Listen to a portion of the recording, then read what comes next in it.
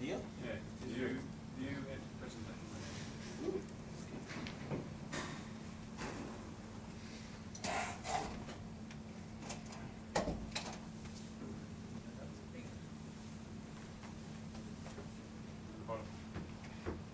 Nice.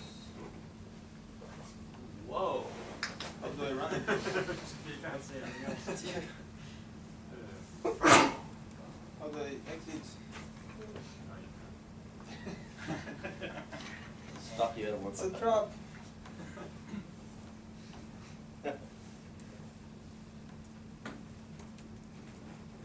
Okay, anyway, for now we are back to our implementation.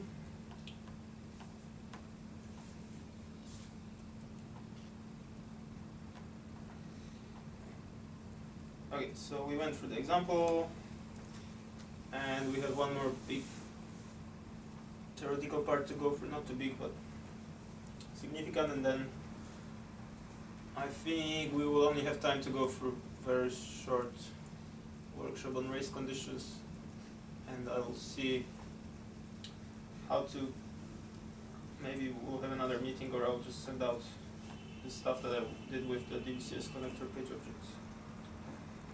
Anyway, yeah, principles and smells, it will be a bit more, maybe higher level stuff, like some, just the kind of thinking that is good to have when you're writing tests. So testable HTML, I was talking, that's what how I call it. I was writing about it a lot back in the days. Because again, the assumption is again your test code is as important as your production code, and it's not just some, like low quality, put it quickly together thing. Especially actually I think with Webdriver tests, or the like higher level tests that will necessarily be more, like, cost you more time in maintenance and so on. So it just makes sense to invest in it upfront to make it to do it properly. And I guess it's just about the common thing I see is people have like develop some front end and some HTML, and then they like start writing page objects. So it's kind of like equivalent of writing your code anyway, just putting it together and then trying to unit test it, and then making your unit test do some crazy stuff, like service locators and swapping static variables to just test your code, instead of coming back to your code and refactoring it so it's better, easier to test. So I see it a lot. Well, it's not like a perfect, of course, metaphor, because HTML is not really meant to be like your production code, but it's just the output that Webdriver has to deal with, and the same with your JavaScript code.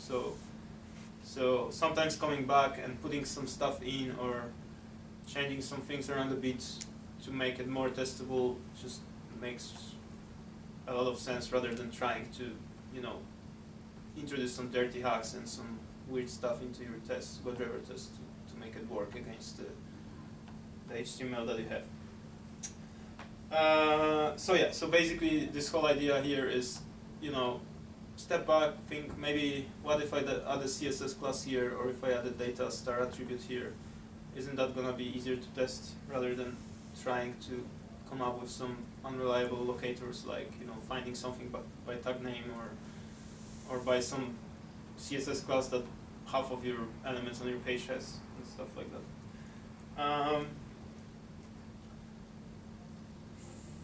I guess, yeah, I think the most common example is basically, the other common example is, sometimes you're, like if you have components dynamically change state, for example, you have a dialog that's loading. I'm gonna hopefully show you an example if we have time. It's loading, and then it's opening, loading, and then it has and then the contents display, and it takes time. So why not come back and give it give it some kind of CSS class or something that tells the test that it's still loading, that the content is not ready to be tested. Because if you just test for something That's the dialog is visible. The container may be visible, but the contents of the dialog may have not loaded yet. It's a pretty common case.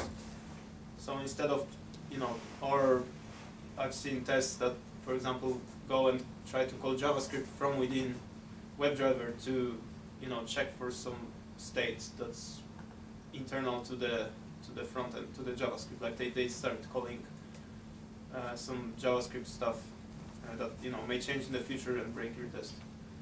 So just instead of trying to hack away at your WebDriver test, maybe consider changing your production code to be a bit more friendly. Sorry, Derek. I get how you can make the DOM more friendly. Yeah. The JS, like, how does structuring your JS? Well, it's more not structuring your JS, but for example, often when I talked about this dynamic loading example, it's gonna have to be in the JavaScript because you will have some code that fetches, goes off and does the AJAX request and then comes back and populates your dialog. Yep. So you will have to control that state, communicate via HTML by all means, assign CSS classes and stuff like that. But that's gonna involve your JavaScript code. When I was talking about, I've seen code in Webdriver that, because from Webdriver you can execute JavaScript, and it would go and, ask, go and use some Jira specific or AUI specific APIs and that's generally executing JavaScript from Webdriver means you're possibly doing something wrong. Another interesting example I've seen in DVCS connector, and there's this application, there's this OAuth class that has, I think, application ID or something, and I think in GitHub, instead of parsing, we only get a URL, and instead of kind of trying at least to parse the URL and then actually populate that class with ID, we just stick URL into that class. So then you have a OAuth class and with application ID field, but that actually has URL.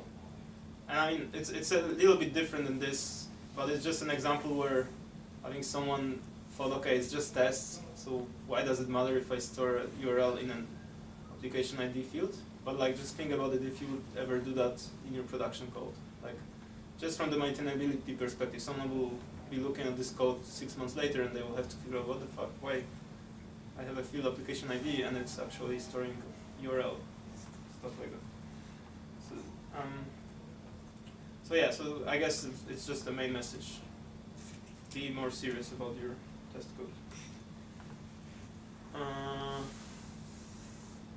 Assertions with timeouts, I guess that is actually the number one still probably of flaky reason for flaky tests. And the reason is, I already kind of mentioned, the browser is running asynchronously to your test.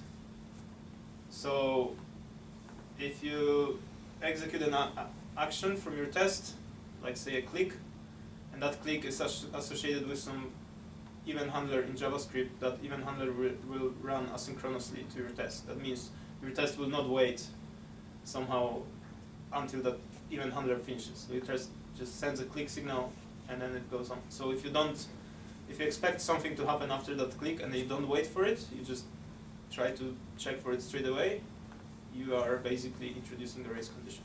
Because it may work on your local machine, because on your local machine everything is fast, but in CI everything is slow and it's probably not gonna work every now and then, for example. If you have thread wait in your tests, you're like, oh, it seems like if I wait here for half a second, that's been a very common pattern. Fortunately, I think it's becoming less and less common, but if you think oh, looks like if I'm gonna just wait half a second here, then it kind of solves my problem, you better not write that test at all if you can't. As in, if you don't know what you're waiting for, then you just don't know what you're doing, basically. So you don't want to write that test at all. It's worse than having actually, it's better to not have a test at all like that. So what it means, timed assertions, you have to wait for something. You're waiting, but you're waiting for some expected state. Yeah, so obviously it's a big thing. That's why the whole API, the timed conditions, timed queries, and the polar, that's what they all, that's what that's why they're in there. Sorry, what yeah. was the last one? Sorry? Not using time assertion. Yeah, not using time assertions is #1 cause of flakiness. Basically. Like if you just go, not like, you know, assertions like assert true or assert equals or whatever. If you're just using those from JUnit, they are like expecting something to be there, right there. Yeah. That's just not the case with browser tests. Like everything happens with a little, not everything, but most of the things happens with a little bit of delay. So that's why there's the equivalent polar wait until. So the polar methods wait until true, wait until equals and stuff like that. It's pretty much an assertion but with a time. So you're waiting for something to happen, or you want something to happen, but you're giving it a little bit of time. If I wait for something optional that may happen or not. What do you mean optional? Sometimes in UCS we are closing dialog if it appears. Sometimes it appears, sometimes it not. So I wanna close it if That it sounds doesn't. like point 2, kind of. You don't exactly know what's happening there, or why would it sometimes appear and sometimes not? Is that like GitHub? Yes, because it's uses the same method in multiple. It calls the same method in multiple tests, where some tests cause notification to appear, so it shows the dialog. So like, do you know in which cases the dialog will show up, or you just like maybe it will show up, maybe not? Maybe. Well, I guess the question is if it's your code, like if you're testing your product, it's a GitHub, right? Yes. I think, yeah. Well, I would still try to figure out, like, I'm sure there's some pattern to that dialog showing up. But like, if there's not, then so like you need to wait, like, what it, so it's saying it's sometimes showing up, but you still need to even wait until it shows up. So that's No, what you're saying? actually, if it shows up, I need to close it. If it's not shown, it's fine. So what I'm doing now, I wait for it appears. But if it's not shown, it's okay. I just skip. If it's shown, I click OK and everything is fine. I guess that, like, I would have to see the specific example because it's a pretty much a, it's a very much an edge case where you don't control the code that you're testing, so that makes it much more difficult to apply any kind of. I think we avoided this test method actually, and I changed it totally, but I was looking for some general. I would have to just see that particular case. General solution would be, normally you would deal with it, again, that's the case where maybe you need to do something about the production code to make it not randomly show dialogues or something. Or maybe, that sounds even like a part of setup or something. Yes. Yeah, so another I think I mentioned it already, another kind of smell is when you're trying to use Webdriver to set up things. But again, like I understand GitHub it's a bit of a different case because you don't control it, but normally you would try to set up your data using some sort of REST APIs and stuff like that. I'm actually surprised that GitHub should probably have pretty extensive REST APIs or something that would allow you to kind of programmatically do whatever we have to do. So maybe it's worth researching that.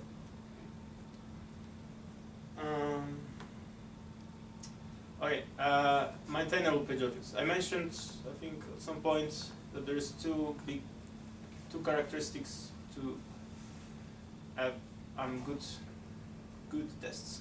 One is reliable. So reliable means they don't break without reason. Basically, the opposite of reliable is flaky. So if you run a test 10 times and it breaks 2 times out of 10 without specific code change, then it's not very reliable. That's obviously this mostly. not necessarily only, but like that's what race conditions codes. And then the other aspect is maintainable. So you can have a test that works today, but the question is will it work tomorrow if you change something about your web page that is not necessarily related to actually what the test is doing. or will it work? Will your page objects work if someone else starts using them for some other things that you haven't thought about? Or is some, like for example, you have a page object for a dialog. Is it gonna work if someone uses your dialog on another page and reuses your page object to test that? So does it actually encapsulate the dialog, or does it maybe depend on some particular state on the page that you were testing that should, like, has some dependencies that shouldn't be there?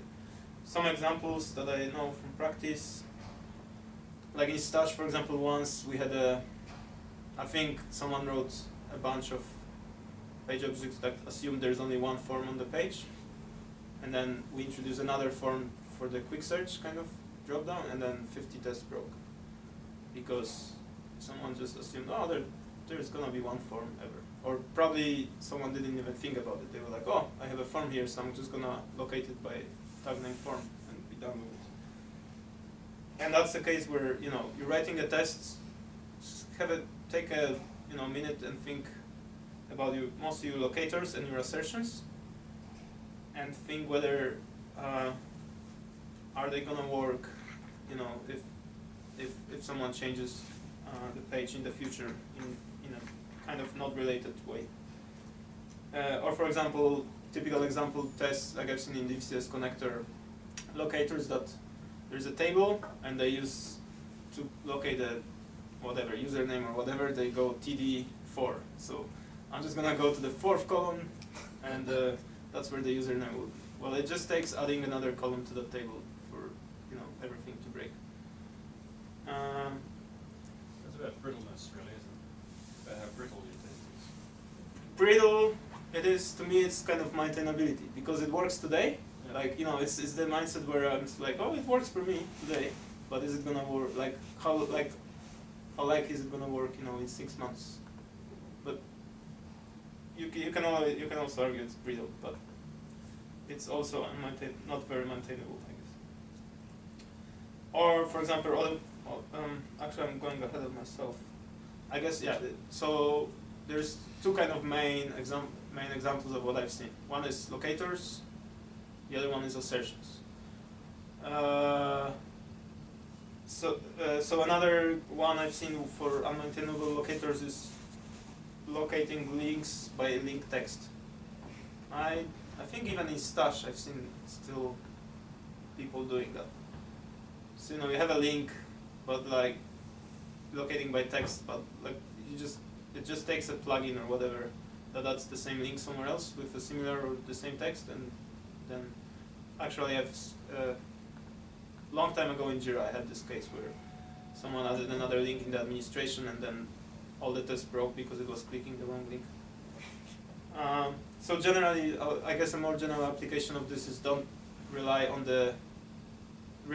rely as little as possible on the visible state to the visible text to the user, because that text is likely to change. That text is subject to internationalization and other stuff like that. So much better to locate stuff and to make assertions. Much better to have stuff kind of CSS classes, some part of the HTML that's not necessarily user visible. Another thing I often see people confusing the searching for stuff globally on the whole page. The way I explained, there's this global page element finder, but then you can search within page element. So whenever you have a page object that represents part of the page, just always search within it. Even if you're searching by ID or whatever, just search within it, because it's just gonna make it that much more maintainable. Because who knows, maybe in 2 months something changes, and that search will change from by ID to by class, CSS class, and then 2 months later there's another element with the same CSS class, and you have a broken test. Someone will spend 2 hours figuring it out. Just like think about it, like if a test breaks for some stupid reasons like that, and they do, there's someone always is gonna spend like at least 1 or 2 hours, because by the time you run the test and you like look at the error and see what's going on, it's a lot of time wasted. So just be mindful of stuff like that. So that's the locators, and then assertions, kind of similar stuff. Like again, asserting over the whole page, especially the visible text of the page. I think it doesn't happen a lot anymore, but like some old Confluence and Jira tests I've seen doing that a lot.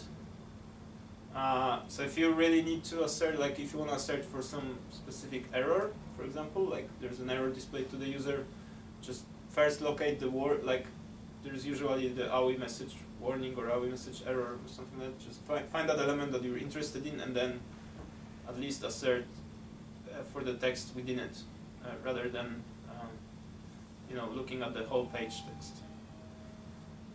Results of actions in page objects, again, it can be a maintainability problem if that's the case where, for example, you have a dialog and you have or some kind of form and you have a submit button and then you assert that it took you to the new page or it closed the dialog or whatever.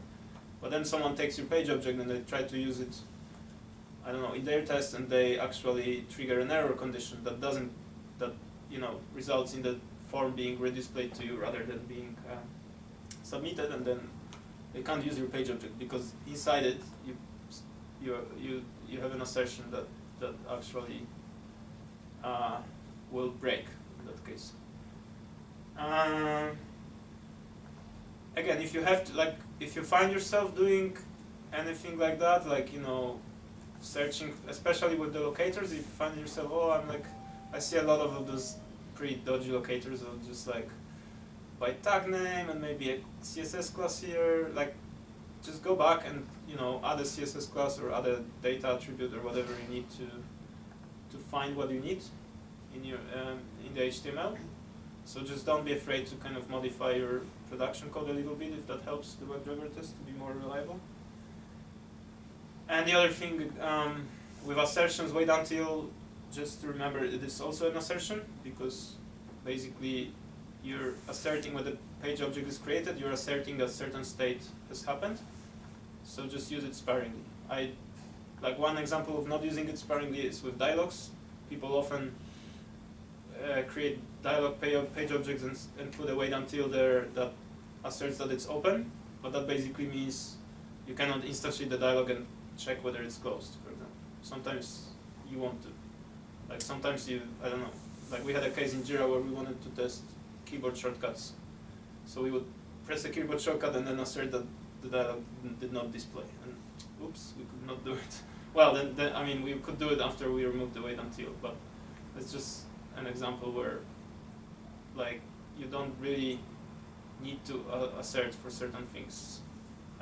Especially, I guess, dialogues and drop-downs, anything that can be in multiple states, like it can be closed or collapsed or expanded or displayed. You don't really want to assert when the page object is created what state it was in, because you're just limiting the clients from instantiating the page object whenever they want. Hide implementation details, I think we discussed it already. So the idea is, again, queries and actions are your public API, everything else should be internal, in particular page elements. The other thing I see a lot, which it's kind of my pet peeve, but many people just seem to like it, is the click prefix or the, I don't know, whatever else. Mostly I think click. It just doesn't seem relevant for the client whether it's a click. Recently I was in a pull request and someone named the method click edit, and then inside the method they actually called Webdriver submit, so they didn't even click inside that method, but they still called it click, and I'm like, yeah. So for the client, all it matters is the higher kind of level, like opening a dialog, going to another page, submitting a form maybe, opening a drop down, expanding a collapse section, whatever else. You don't need to really tell or encode in your method names whether you're doing that by clicking page elements or typing into something or I don't know, pressing a keyboard shortcut and so on. So, but yeah, again, this is not like super important, but it's just like the way you think about what's internal in page object and what's the important stuff that needs to be public. And the protected thing, I think Andrew asked about it. My point on it is if something is internal, just make it protected. It won't harm anyone. It will allow others that potentially use your page objects to extend them. That doesn't apply really to Fusion that much, but it applies to, like, if you were writing Jira page objects, that would probably apply. That's the downside of making, once you expose that field, it becomes part of your page objects public API, and you can't change it after. Well, the thing about public API is page object need to be versioned the same with the code that you're testing, and keeping API compatibility promise is just unrealistic. In the same way that you keep API compatibility promise for your production APIs. The reason is if you change your page, like if you had a page object that, say, had represented a form and there was an edit field, and then you remove that edit field from the page, what do you do with your page object? Like, do you leave the method set something deprecated? Like it can't work. So I get that, but if you wanted to refactor your page object, you have to be careful within the same version of the UI. You have to be careful to preserve. Yeah. Well, I guess I think okay. That's what I meant here is basically you treat it as you don't give the same API compatibility promise as you would for your production code, I guess. Because already, like, you cannot keep it for the whole. You cannot even keep it for the public APIs, because if in Jira 6.4, you know, you remove a page, for example, that had a page object, you should remove that page object, even though it's breaking API. So you already can't keep that promise anyway. You can only say I'm gonna like.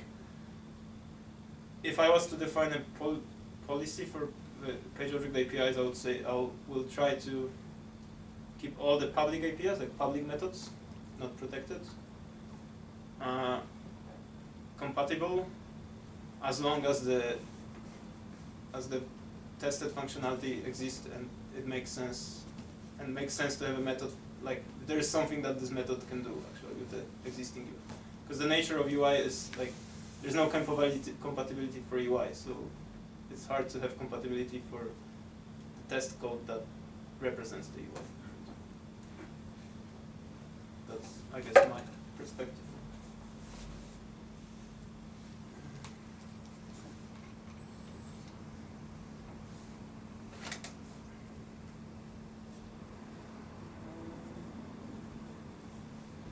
Okay, and there's some smells. Quickly, this is an example, kind of ties into the first part of we've done, the test pyramid. This is an example, like a little bit spiced up example of a real life test. I don't know if you can see the method names, but it's basically using Webdriver to do like a service layer kind of testing. So it's just testing all sorts of error conditions, every field invalid and stuff like that. So what it really should be, it's a test for sign up screen. So what it really should be testing, one happy path, like all the fields are valid, I can sign up, I got a signed up user, I went to the next page, and maybe the other test would, one or two more tests to test, say, if I provide a wrong username, say a matched username already exists, or a username doesn't pass the validation, it actually stays on the page, gives me an error, and all the rest of, all the error conditions otherwise probably would belong to some sort of service layer test.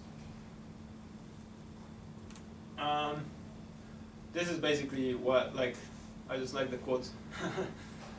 So that's the guy who actually created Webdriver.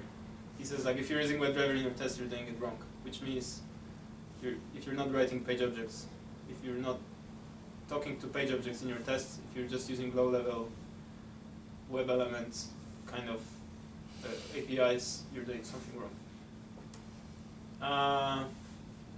Some examples of kind of stuff that I often see in page objects. One is public method that returns page element.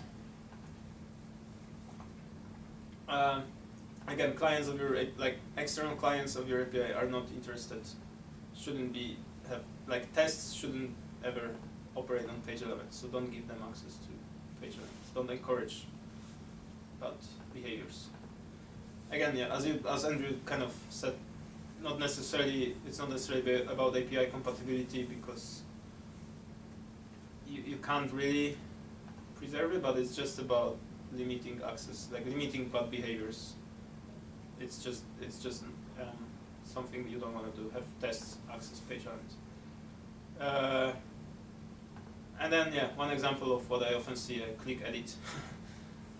This could just be, like, if I have of something that opens a dialog, I always just call it open edit dialog or open something, because that's what you're doing. You're opening a dialog.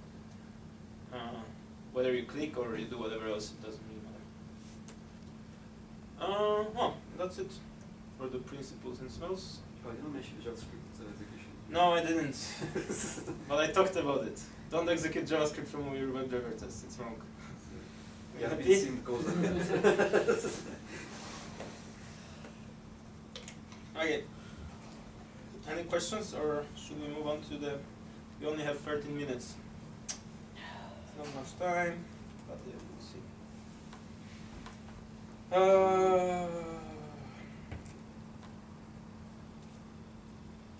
So I think I'll just show you quickly an example. Try to explain of race conditions. Maybe a bit simplified, and maybe you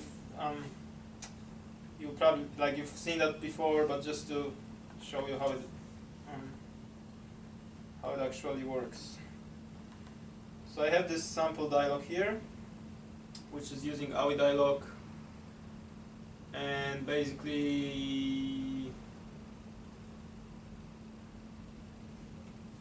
so it has this next button. Maybe I'll just show you on the actual page.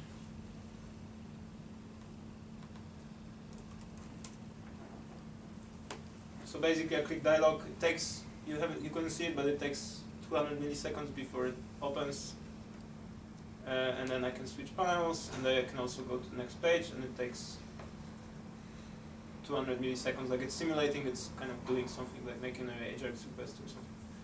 It actually isn't, but yeah. And so let's say we want to test the dialog. So what I would often see people doing without being aware of race conditions is, say, this is the dialog, and so it has the method is open, and it's actually already pretty good, because most of the people will just go is visible.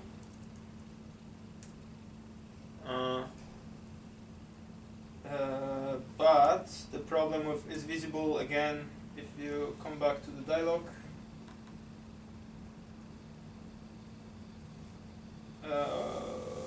sorry.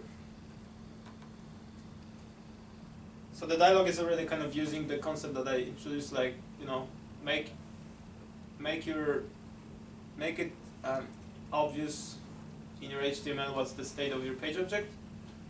So basically, say someone, I think at the bottom, someone opens the dialog, it switches to, so it gives it a loading state kind of, and then the do work things simulates, it's actually 500 milliseconds, simulates something that would happen in reward, like you would have some sort of AJAX request, and then once the AJAX request is done, it will call some sort of callback, and in this case callback is just doing switch to ready, which basically adds this CSS class to it.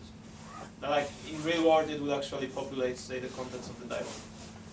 So the dialog would be visible possibly straight away, but the contents would show maybe, depending on your implementation, but it could be the case. So this page object already is using those, so it's already kind of going beyond what we mostly do. Like, it's actually using CSS markers in your code to understand what's the state of your dialog. Unfortunately, it's just returning plain Boolean. So all you can do with that is just ask it straight away, is it open now or not? Is that kind of understandable? What I did? So then if you go and try to use that dialog, like we try here, we're just going to the pager dialog, and then this method just clicks the trigger and then binds the dialog. And then you just have assert true is open. So that's just a really contrived example of what would happen often.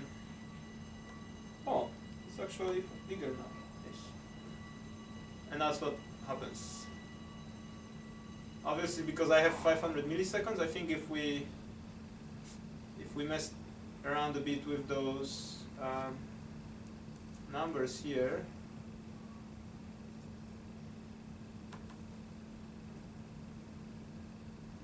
we can actually try. I can't promise you pass or fail.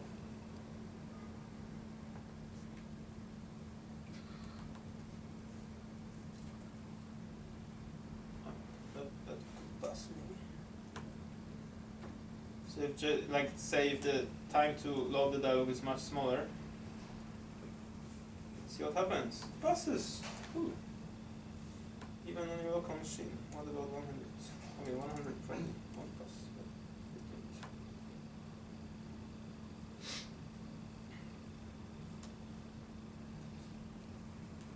But good. It fails. Yeah. Anyway, so that's an example of a unreliable flaky test. So depending on what's the delay here, it will either work or not. Can you go back to the test class? Test class, yeah. Okay, so that was wait until true. No, that was this one, assert true. Yeah, but if you change that to wait until Yeah, so now this is a very simple risk condition, and like obviously it won't happen, but it still happens. Like usually it's buried under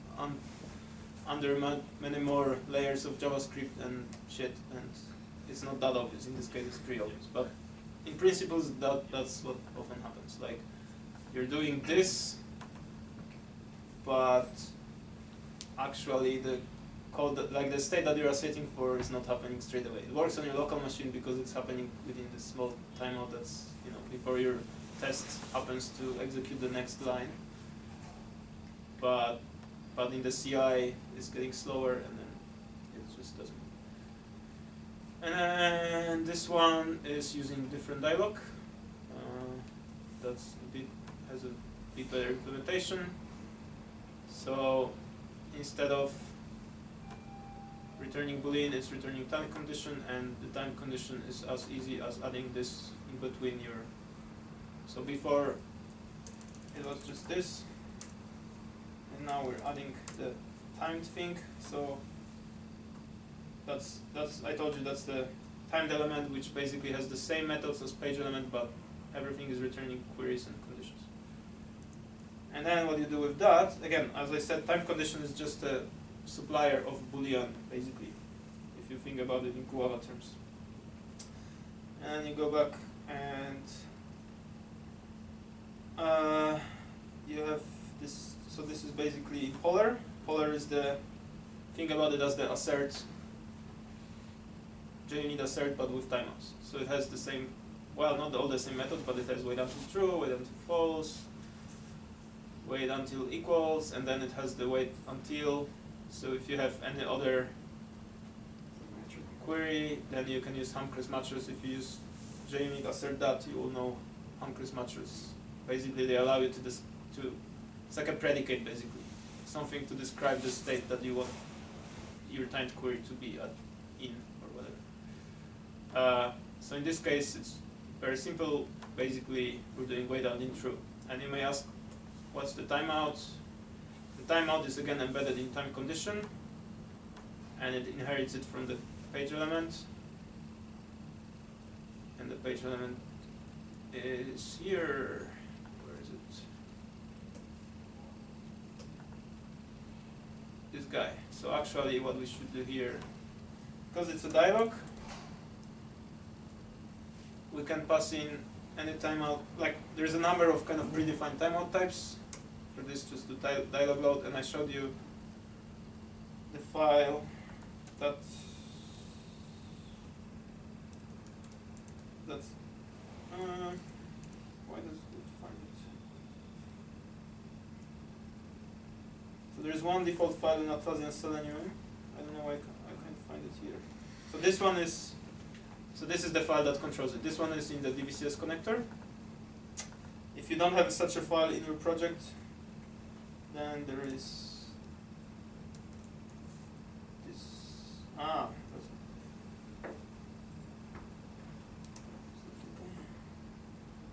Yeah, so this is the default ones you inherit from Atlassian Selenium. So if you don't do anything and you don't have custom timeouts file, you will get 5 seconds. For dialog, you will get 10 seconds. For page load 20, but yeah, again, you can customize it in your project if you have to. You just need to drop that file. So that's nice because you don't have to hard code your, numbers, whatever you think is suitable here. So let's run it.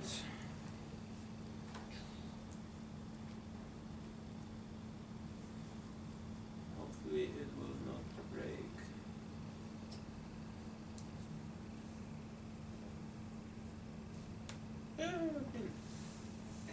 Yeah, so that's at the very simple level how you fix race conditions. Just use assertions with time.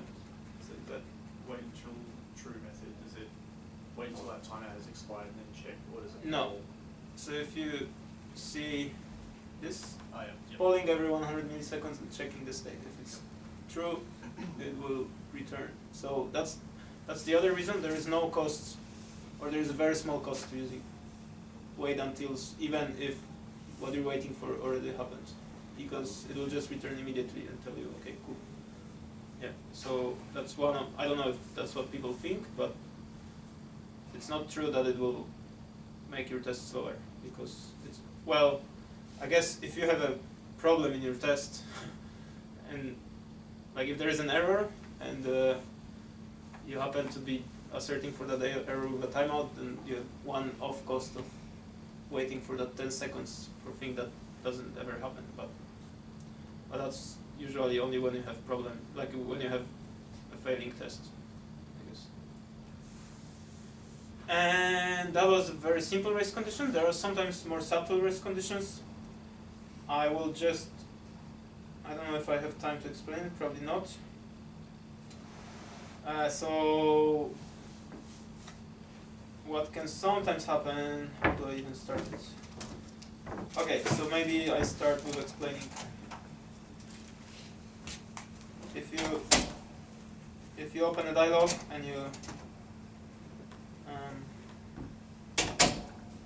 so at the moment it has the content ready class. We can I probably can't see it, but when I click next, what happens is it switches, like I click next, it switches to loading, and then loads the new page and switches back to content ready. The problem with that, or let me show you what I'm doing by default. In the sample dialog, where is it? This is what I would intuitively do. I would click the next button and then wait for is content ready, right? Does that look good to you? Problem with that is the content, like when I'm clicking the button, the content ready is already there. It will take some very small potentially amount of time before it switches to loading. So if I just do that, I get like a false positive.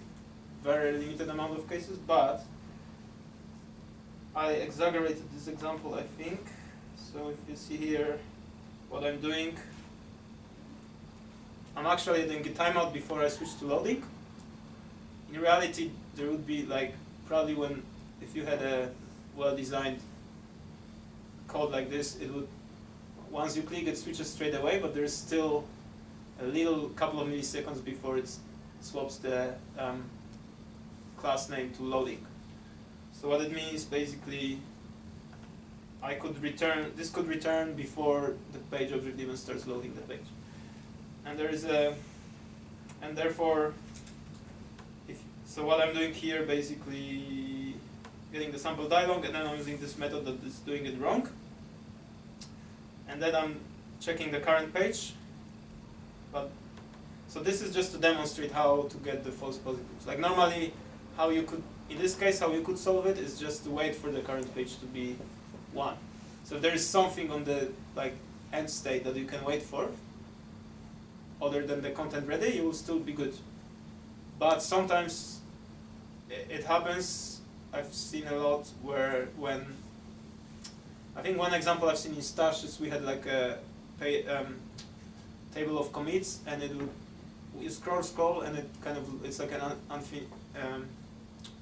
like table without end. It just loads more stuff, and then it was kind of similar case where it kind of went, before it went to loading, we already kind of returned, and it was really hard to find something, the end state to wait for. So like in this case, let me just run it, just to demonstrate what I'm talking about. So basically, for it's a bit more subtle race conditions where you're waiting for something, you think you're doing the right thing, and you will see that it. So it expected 1, but it was still 0, because basically this thing here returned before the new page loaded.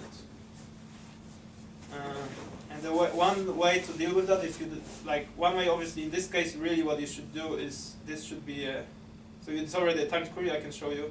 So if you just do wait until equals,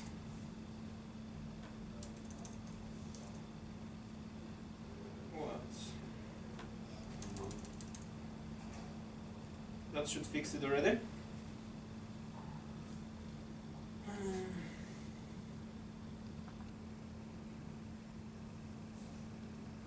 But that's just because we had something on the new page, like at the state to wait for. If you don't, another approach to it, that's just useful technique to have if you come across some complex techniques like that, is if you come back to the dialog, what I'm also adding to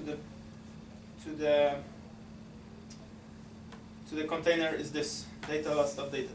So every time you load, you update like a timestamp on it, basically. So that's what we Stash is using it for quite extensively for the kind of dynamic components like the commits table. So then what you can do in your page object is first of all implement like a time query for this. So this just gets the attribute, parses the, because you're gonna get a string, so it parses it too long. The current attribute, and then you have this utilities in the Atlassian Selenium. Where was that? For suppliers. So basically, I'm using Java 8 syntax here to make a supplier out of this, and then basically turns it into a timed query with the timeout type dialog load that every time you evaluate, it gives you this value of the last updated timestamp. So with that, once you have that, you can create a time condition has updated. So basically, you get the value of the timestamp right now, and then you create a condition. You're basically waiting until the timestamp has changed, has been incremented, is greater than the timestamp before. And how it works in the end. Basically, when you open the new page and you want to wait until actually until the next update or the next content update has happened to it, I think this one is actually not relevant here. You could do it here probably. So you get the important thing here, you have to get this timed condition before you execute the action, obviously, because this depends on the state, so it grabs the current timestamp, so you have to do it before you actually click. Then you click, and then you evaluate time condition. And then it's just gonna go and pull the timestamp attribute on that dialog until it gets updated, and then you know the state changed. It's a bit complicated, but it's really not very. I just wanted to demonstrate that sometimes race conditions are not very obvious, and that there are tools for more complex cases like that, which you don't really have to use that very often, but sometimes it's just useful to know that you can do some more kind of complex stuff to deal with. Yeah, and obviously I can run it just to make the point that it works. The other thing, very similar kind of approach. I don't know if you heard about the tracer in Jira. It's kind of a similar approach, except so it's like the thing that they wrote. Ouch.